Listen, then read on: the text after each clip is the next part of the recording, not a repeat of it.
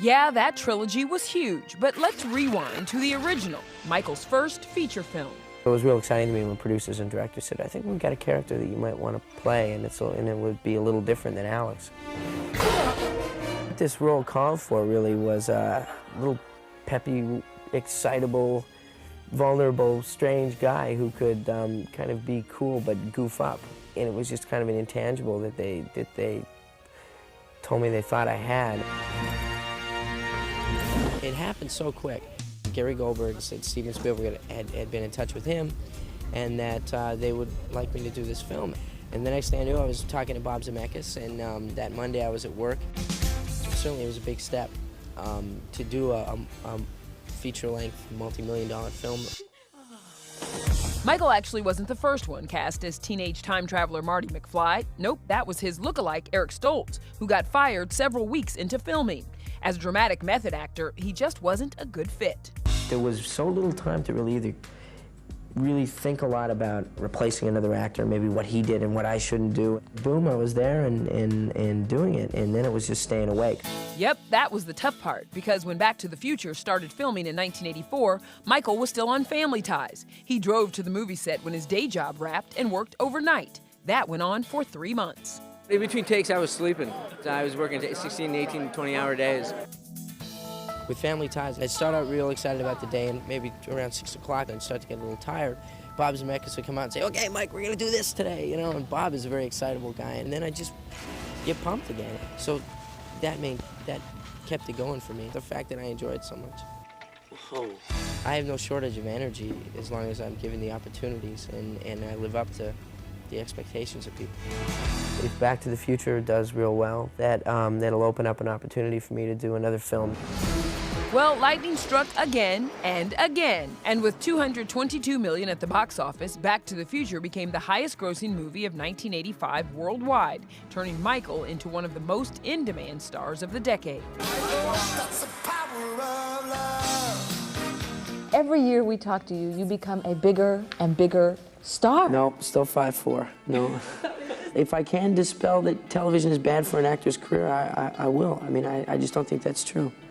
As long as you give everything you got to whatever you do. Between 1984 and the time Family Ties ended in 1989, Michael's career hit a breakneck pace, 8 major movies in 5 years, including the Back to the Future sequels, which shot simultaneously over nearly a year. E.T. was on set.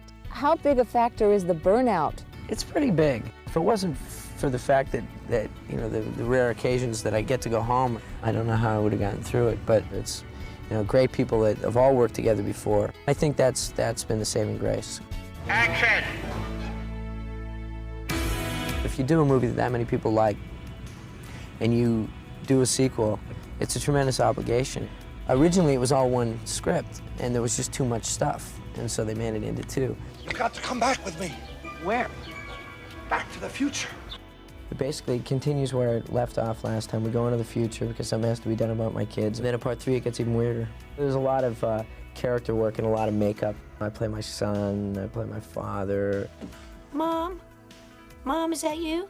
Playing a teenage girl, you know, and I don't know, I thought it was kind of cute. And no matter how much you work on it, the first time you walk on a set, you know, with 75 crew guys around and you're like in a dress, it's pretty amazing. Everything goes out the window. You just turn red and you can't get it together for a little while. Yeah, Michael dressed in drag to play his own daughter in Back to the Future 2. He went outside his comfort zone again in a handful of dramatic roles, including the dark and gritty Casualties of War with Sean Penn. I didn't think you meant it, Hatch.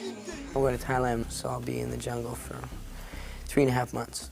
I was happy to fly in the face of expectation and to try to become a better actor. But it turns out a serious Michael J. Fox isn't what audiences wanted, so eventually he returned to his roots. You're disappointed if you do something that you really love and nobody sees it.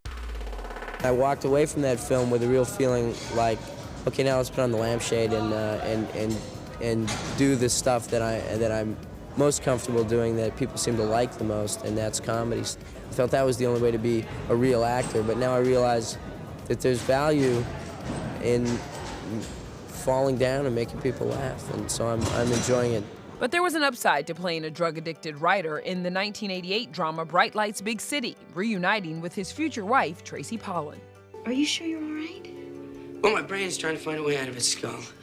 Was it helpful or distracting that you were acting in this film with your girlfriend? The fact that Tracy's my girlfriend was nice. The fact that she's an incredibly gifted actress who I've been lucky enough to work with before was better.